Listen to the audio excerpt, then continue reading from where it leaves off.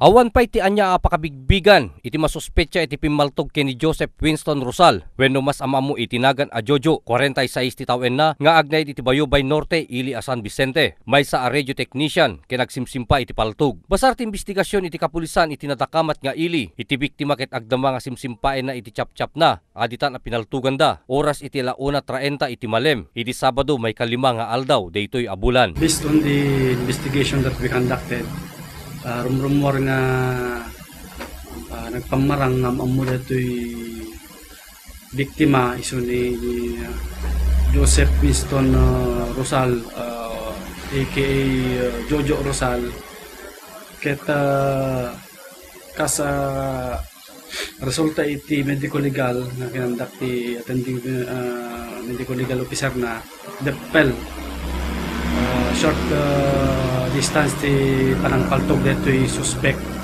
detoy biktima. Detoy ngamin nga tao iti biktima ket adu iti connection na.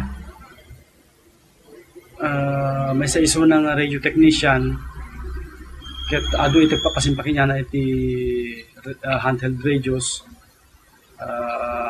damag pay nga gun repairer.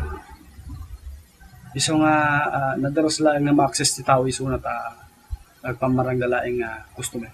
Basarmet iti autopsy report nga imparwar iti municipal health officer, iti natakamat nga ili, ti biktima ket pinatalikod danda a pinaltugan, nga rimwar ti aking kanigid a pingping na, ken may sangat ti aking kanigid nga ima na. Timotibo tayo nga dami ti talo nga anggulo nga sursiritan tayo. May saya to'y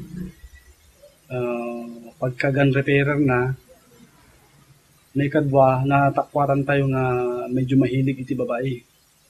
Naman pa'y single iso na natakwaran tayo nga ado iti kasla na igim na nga babae. Siyempre may katlo dato'y antikaten dato'y land dispute na medyo adumat iti dagdagada ken damagnet nga handang kakalaingan ken dagiti kabagyan na regarding dato'y daga.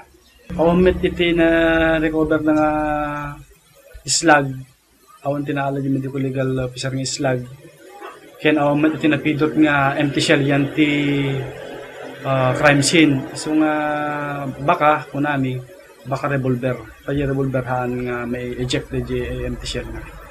Gapuan ang tawan pay dagiti pamilya iti biktima ni Rosal, ket adda pay lang iti bangkay na iti maysa a pronenaria iti syudad Abigan.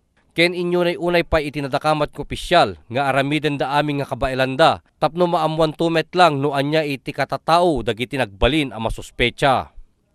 Para iti Press Corps, Ryan Pardo.